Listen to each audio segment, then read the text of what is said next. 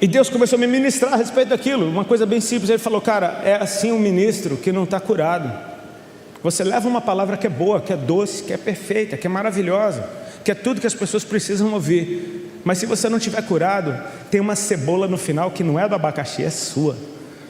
Então é a respeito de você ser curado do lado de dentro, para você levar vida e saúde para o lado de fora. Ok, vai ser um tempo de grandes colheitas, amém? E nós concordamos com isso, amém? Vai ser um tempo de grande ativação, evangelistas vão ser mandados para o mundo inteiro, e glória a Deus por isso. Mas o que vem depois disso? Vem sala de aula, velho. Vem igreja local de novo, amém? Repete comigo: vem igreja local de novo. Sabe qual vai ser a nova moda depois disso tudo? Igreja local, escola dominical, amém? Gabinete pastoral. Se prepare para isso, porque é tempo deles irem, mas eles vão ter que voltar, porque a função de um evangelista, a missão dele só foi concluída se ele foi e voltou com alguém, amém? Se ele foi e voltou com alguém, é ser curado de dentro para o lado de fora. Sabe por quê? Porque é a casa que te envia, é a casa que te reconhece. Meu irmão, eu oro pelo coração dos jovens dessa nação, se largando pelo mundo para pregar o evangelho, e não só pelo mundo, mas pelas suas ruas, pelos seus bairros, pela sua escola, por onde você estiver, você se jogando e realmente sendo essa luz do lado de fora. Eu oro por isso acontecendo, mas eu quero ver esses caras levando saúde, amém? Eu quero ver esses caras voltando com mais alguém. E quem vai enviar esses caras ainda é a casa, porque é a casa que te reconhece.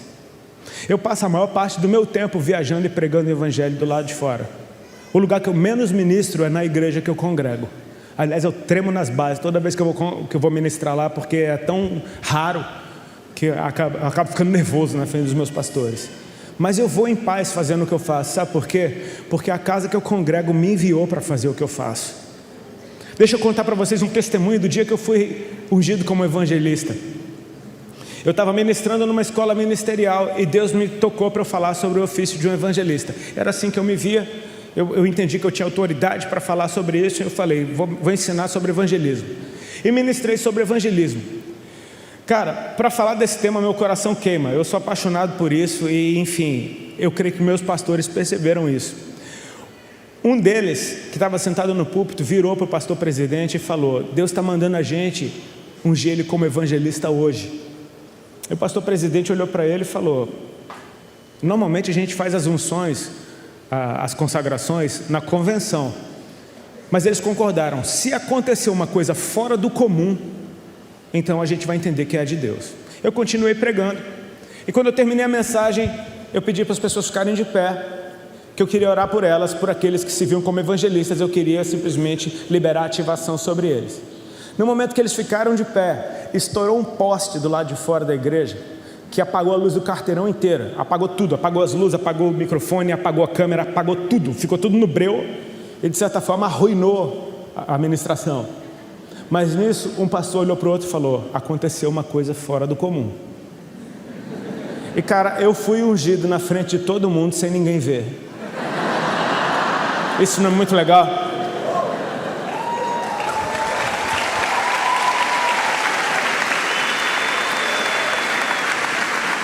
Quando a casa te reconhece, você vai coberto, você não vai só. Quando a casa te reconhece, você vai muito bem acompanhado. E quando a casa te envia, você sabe para onde voltar. Amém? Você tem casa. Você pode não estar nela fisicamente, mas ela está contigo onde você estiver, e você sabe para onde voltar.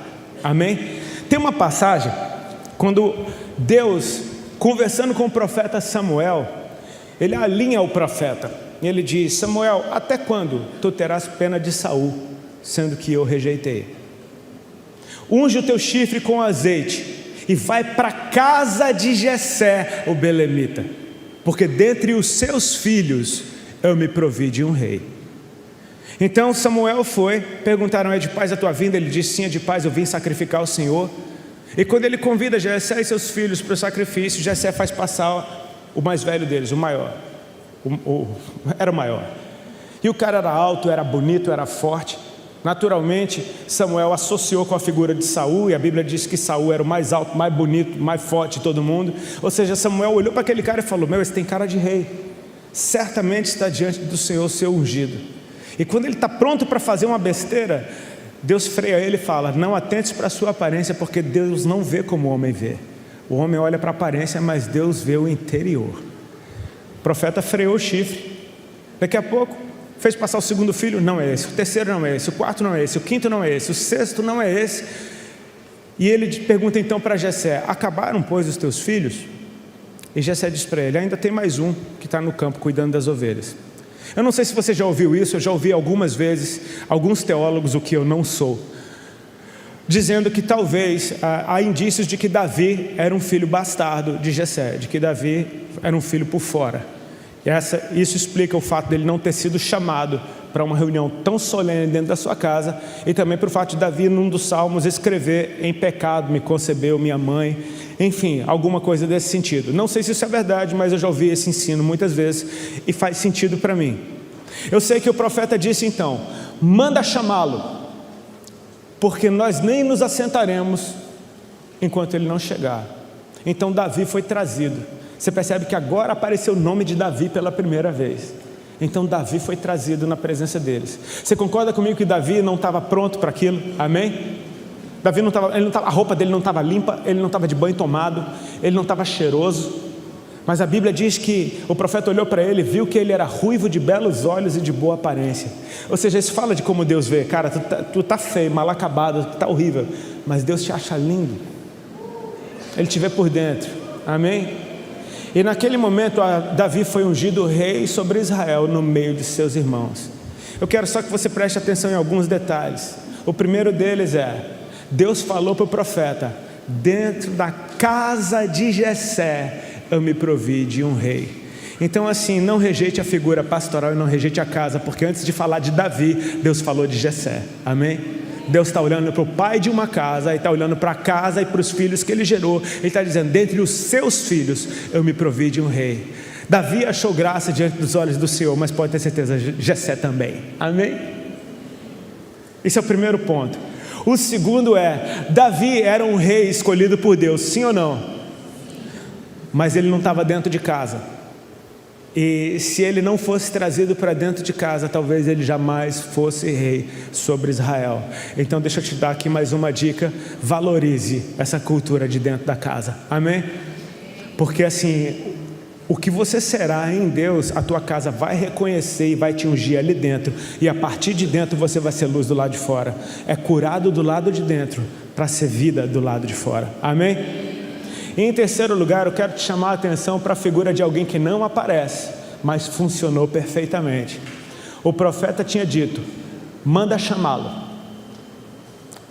E de repente Davi apareceu. Então você concorda comigo que alguém foi chamá-lo? E aqui eu quero te falar da figura do evangelista, de alguém que estava do lado de dentro, bonitinho, cheirosinho, pronto para comer o sacrifício com o profeta, mas se dispõe a fazer todo o esforço para ir do lado de fora, para encontrar aquele que Deus está procurando. Alguém que está disposto a sujar a sua roupinha limpa, alguém que está disposto a levar o tempo que for necessário para cumprir a sua missão. E a sua missão só é concluída não quando ele achar Davi, mas quando ele trouxer Davi para o lado de dentro. Amém? Esse cara foi, eu imagino ele como um evangelista, traz para os nossos dias. Esse cara saindo de casa com uma missão: tem um rei que está perdido por aí, cara. Ele está sendo um pastorzinho de ovelhas, e sim, o que ele é muito lindo, mas o que ele será muito mais lindo ainda. Eu preciso encontrar esse cara para dizer: Davi, eu tenho uma boa notícia para te dar. A tua casa está esperando você voltar. Eu tenho uma boa notícia para te dar, Davi. Deus está falando o seu nome dentro daquela casa.